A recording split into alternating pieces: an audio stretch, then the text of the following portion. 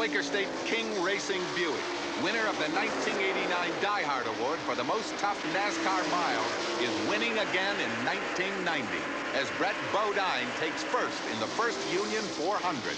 It takes a tough oil to keep a car running this tough, and it takes a tough driver to step right in, step on it, and win.